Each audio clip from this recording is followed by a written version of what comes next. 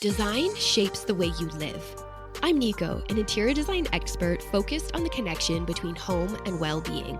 Using science, design, and professional expertise, I'll help you shape a space that elevates your mindset and enhances your well-being. Let's create space for better living, starting now. Today's episode is inspired by a conversation I had with my husband and a surprisingly insightful metaphor about beige food. It got me thinking about how our homes can feel flat even when they're full of perfectly styled new things. What's often missing? Contrast, texture, and story. In this episode, we're diving into the beauty, purpose, and transformative power of antiques and vintage pieces. If you've ever felt hesitant to blend the old with the new, worried your home might look dated or mismatched, this one's for you. We'll talk about the role of antiques in well-being and storytelling, why contrast is so important for the eye and the soul, and I'll walk you through 5 common struggles people face when mixing styles, along with simple, practical design tips to overcome each one. So whether you're a vintage lover or still on the fence, I hope today inspires you to see the charm, character, and soul that old things can bring to your space. So the other morning, I was chatting to my husband about this episode, and I was telling him about the topic and sort of what I was planning on covering and why I thought from a design perspective, it's important to cover this and to talk about some of the things that people are up against when it comes to incorporating old things in their home. And I had mentioned how we have some friends who have expressed concerns in the past with having old furniture in their place and you know the worry that it's going to look stuffy or dated, and just the concerns that people have with bringing old and new together in a way that really looks intentional. And Matt, my husband, he mentioned something about how when we eat food, the food on our plate is a variety of colors and textures. It's not all just one color. And it caught me thinking, imagine going to a restaurant, and like a really special restaurant where you're having a 5-course meal and it's this big night and you've heard the food is second to none. The chef is amazing. And you're sitting there and the courses are coming out and you notice each course that you're served, every single dish is the exact same color of beige. Everything is beige. Technically, the meal is perfect, but visually, it's not. It would feel off. Your senses would be left wanting more. Well, that's kind of what a room feels like when it's full of only new things. It's lacking in contrast, in texture, and story. Antiques are like the color, giving your senses something more, the visual contrast that wakes up the space. So today I would love if you walked away from this episode feeling energized to incorporate old things into your space for many reasons, which we'll talk about those today. And I'll touch on why it's important for your well-being and why it's important for your style. And at the end of today's episode, I'll share 5 of the biggest struggles people have when it comes to incorporating vintage and antiques into their space. And I'll also provide tips for each one of those problems so that you can walk away with some actionable things that you can implement to do this effectively. So I challenge you, when you're done this episode, to go check out some magazines, flip through some when you're at the grocery store, take a little detour in the grocery store and go down the magazine aisle and just pull out a few. And if you're not at the grocery store, just look at some online resources from different design magazines. So a few that you could look at would be House and Garden or The World of Interiors. Architectural Digest is a great one. Elle Decoration is a great one. And just have a quick flip through and glance at each picture just to note where in the room they may have used a vintage or antique piece. Now, it may be tempting to just sort of gravitate to look at the furniture and focus in on the furniture in each picture. But just to remind you, it can be anything in the room, from a rug to a lamp, a piece of art, the frame on the art, candle holders, a vase. And I just want you to note and to see that most rooms that have a high level of design have objects that are blended. It feels like it tells a story and some history, and it doesn't feel like it was rushed. Okay, because antiques have the ability to slow a room down. Okay, they kind of anchor a space and ground it. So just pay attention to that and look to see if you can find those elements in the room that are old. At Pero, I mean, we talk a lot about telling your story through interiors. And just like no good story is made up of just one thing, no good home is either. Okay. A room needs some tension and release, memory and moments. And that's what an antique brings. It carries history, it brings depth, and it just reminds us that our homes are living things. They're part of our lives, not just showrooms where everything is matchy and perfect. One of the most common things I find people fear when designing their homes is that they'll get it wrong. And nowhere is that fear more obvious than when it comes to incorporating old things. And what I've heard from people, and often in design briefs with clients, is I get to find out why they need me, why they need a designer. And if it's a project where there isn't a renovation, if the project is just, or if the project is just moving into the soft phase, so the furniture, fixtures and equipment phase, then I often get to hear how they've got to this point, right? Like how they've gotten to where they are, what they've tried over the years or failed on over the years, or things that were really disappointing that they haven't quite figured out. So when it comes to blending and bringing things together, I've heard things like, oh, I've tried it, but I just thought that it looked really old, or I was really concerned that my spaces were clashing, or even that it just looked a bit junky. So I didn't want to bring this old piece in. And the moments that I really love is where I see something of theirs that has value that they previously looked over and didn't see any significance in it.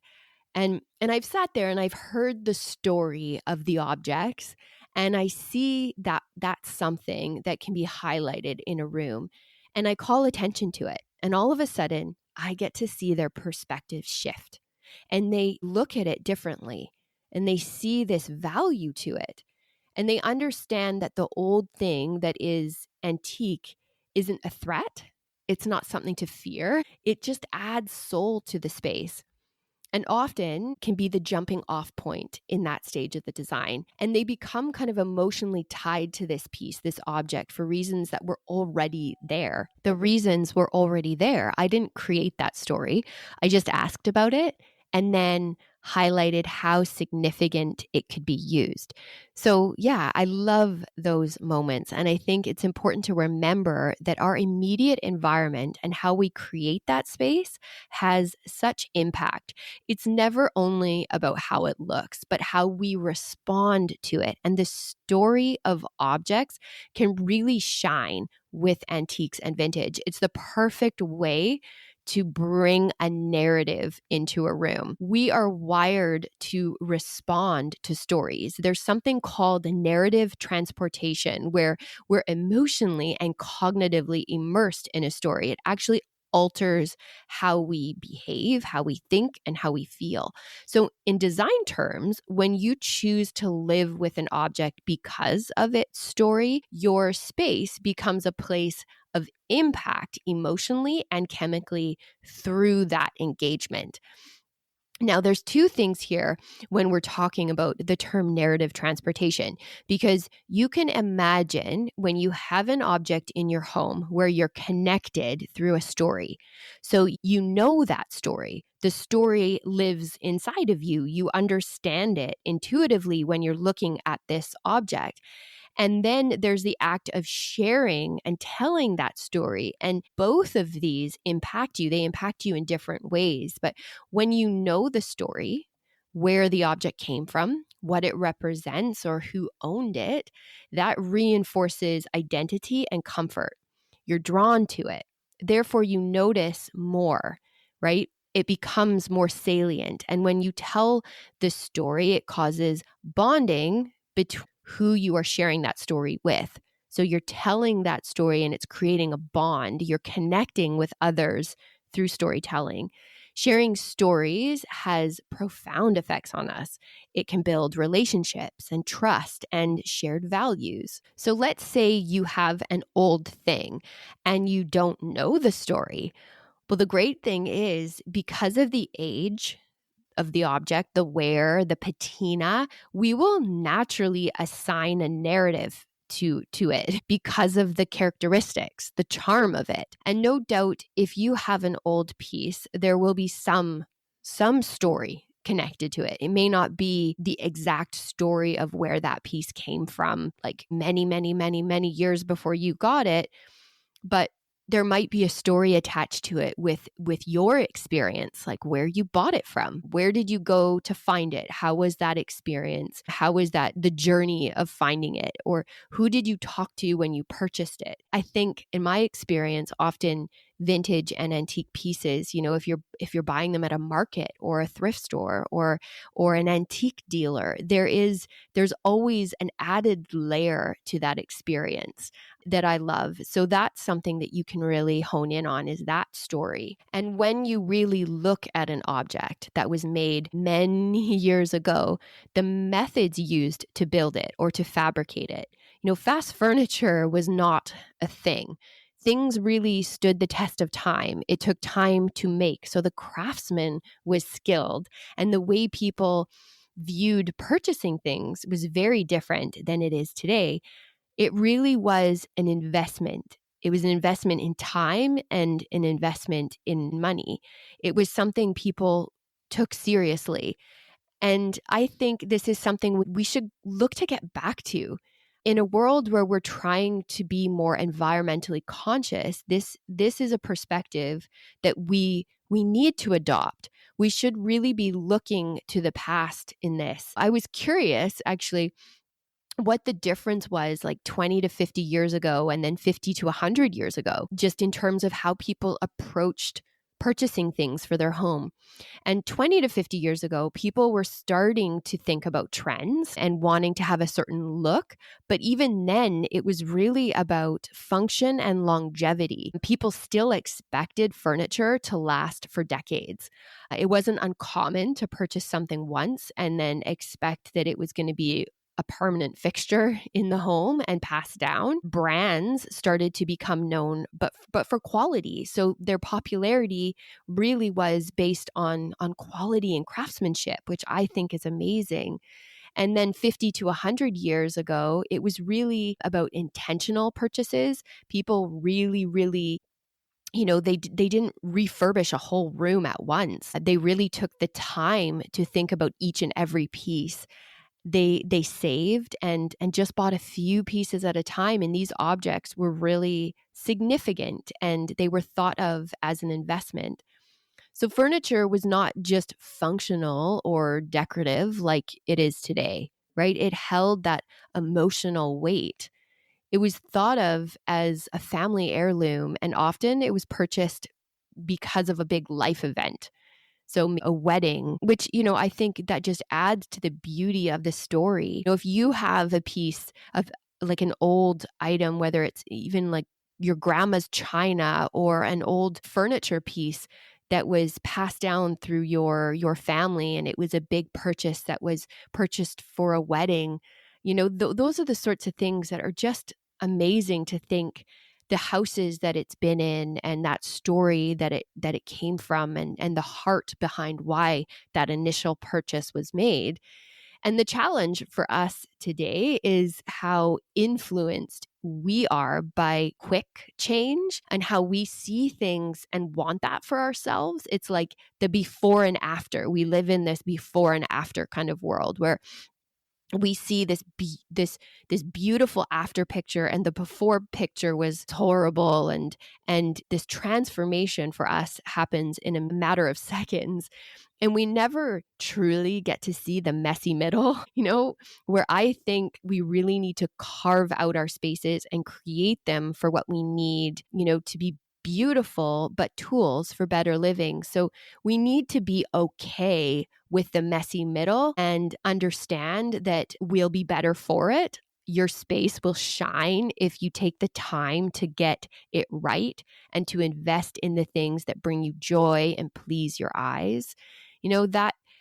That connection to those items and the people that we love, to the environment, to the craftsman, can be amazing and can become emotionally valuable as heirlooms, right? Your values can actually show up in your home in how you create space. Okay, so let's get into some of the problems and then some tips that you can use when you encounter these frustrating moments. Okay, so I've got the 5 problems, and these are sort of 5 problems that I've heard a lot, and I've experienced them over the years as well. So feel ya. But yeah, so we'll talk about 5 problems, and then we'll get into some tips in how you can handle those problems. So the first one is, what do you do when you don't want your home to feel old-fashioned or mismatched, right? I've heard this a lot, where it's that worry that if I have old pieces in my space and my space is new, I don't want it to feel old-fashioned. I don't want it to look like a grandmother's home or something. So my design tip for this is to choose one antique or vintage piece that really carries a personal narrative, or something that has that visual character or a patina. Okay, like an old wooden chair or stool, a mirror with a patina, even a passed down textile. So if you have any fabric or something, can you display it in an interesting way? Can you use it to reupholster toss cushions? Or if you have an old rug, maybe you can hang it on your wall. These are the kind of things, let it become a focal point in the room, right? A visual design anchor. And remember, our brains are drawn to visual saliency. So that thing that attracts attention and meaning. So one well-placed piece can really elevate the space without overwhelming it and causing you to feel like the entirety of the room has an old-fashioned vibe. Okay, if that's not what you're going for. So problem number 2 is, love antiques, but they make my space feel heavy. Now, I hear this one more when someone really loves that light and bright and airy feel, and they're just not sure how something old and perhaps darker, will work with their aesthetic. So my tip for this is really all about balance here. From a design perspective, it's great to see old pieces incorporated and highlighted in this type of aesthetic. It's a nice balance seeing ornate and patinaed pieces with modern silhouettes. So a perfect example of this would be like a vintage rug under a simplistically designed sofa, a more contemporary or modern sofa, or a distressed dresser next to a minimal lamp. It creates contrast, and great design has contrast, which is just one principle of interior design. But the why is simply it's aesthetically pleasing and neurologically stimulating. Okay, it's the principle of visual tension. We enjoy it when our eyes have something to resolve. If there's a bit of tension, we respond to that in good ways, versus if it's too much of the same, it kind of does the opposite and creates a feeling of discomfort. So number 3 is, I would say, not knowing how to style old pieces so they look intentional. And I've heard this one a lot as well. But so my design tip for this is, when you're adding an older object into a room, something that hasn't been there before, you will naturally gravitate to it, right? It will stand out when it's new. So if you're in the process of trying this out and you feel like it's just sticking out like a sore thumb, it's not incorporating and it's not looking intentional yet, that will happen, because it may just be that it's that salient object and you're being drawn to it because it's grabbing your attention. Okay. So when you add vintage pieces, think of it as adding emotional texture to the room, not just visual interest, and play with that tension. If it's a different aesthetic, like I just mentioned, so if it's an antique stool, what's on top? Can it be a really modern vase with a plant? Or is there a wall behind where you can have a really modern piece of art? and build the story throughout the space with little touches so that there's a nod to older pieces. So like if you have a handmade ceramic bowl on a countertop, it makes the space feel more layered and more lived in, right? It tells a story without words because of the age and the patina and the texture. And I think when we're talking about intentionality has a presence in a room. So keep surrounding surfaces just really clean and uncluttered so that these details stand out and feel like they were handpicked to be there. That intentionality is felt. And problem number 4 is, when you feel like nothing goes together, you look at your space and you think, man, things are just not working all together. And for this, I would say, often people think matchy thoughts. they think everything should match. So try to stop thinking in matching sets. Instead, you want to think of tone. So for woods, you want to think of a few things, but one of them is tone. So for woods, I have an episode on this. I think it's episode 39. So a little trick with wood tones is you don't want to try to match a wood tone, because if it's close but not perfect, then what ends up happening is it looks like a mistake, right? Because it's close but not close enough. So you want to go either lighter or darker, but keep the same tone, okay? The same tone of family. So if you're in the gray fam, stick with more of a gray. So that's like the cooler wood tones. Whereas if you're in the red, stick with more of the reds, the warmers, or, if you've got yellow undertones, stick with more of the yellow. So just go up and down with the shade and the intensity, but not the undertone. Okay. And then another thing is the patina. So if the objects are all worn, right? So the patina in a room. So as you're looking through the room, what are the patinas, the finishes of the room? So are things looking distressed, or are they looking sleek and shiny? Right? So there's a finish, a patina to things that you want to start paying attention to. And then another thing is what's the emotional vibe? What do you want to use the room for? And how are you designating the space to achieve what you want from it and to create that vibe? So if you're using the room as a creative place to feel inspired, your choices will reflect that. So it'll be more like, does this or that inspire me? What emotional vibe am I creating here? And that's what unifies a collected look, right? Because your brain will naturally try to make a connection between unrelated things. So use it to your advantage. So don't match, curate a room. And the last problem, number 5, is you're worried that your vintage stuff looks cluttered. Okay, so my tip for this is don't clutter your vintage things. Don't cram. If you find that there's a lot of vintage things and it's looking cluttered, or the older objects are getting lost in the room, then try to curate the space.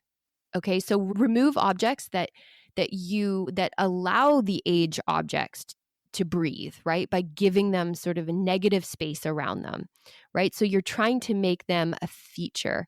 Don't surround the object with a whole bunch of quirky items, right? Because the contrast between new and old, simple and storied, makes it more beautiful. Okay, so if you have, say, a collection of quirky things, then look to move them to a display unit or a shelf, somewhere where you can group them and display them in an intentional and elevated way together, but you're creating that space between the objects that garner attention. Okay, so try to create visual calm in areas of the room so that what you want to stand out, the things that carry those stories, will stand out and feel elevated.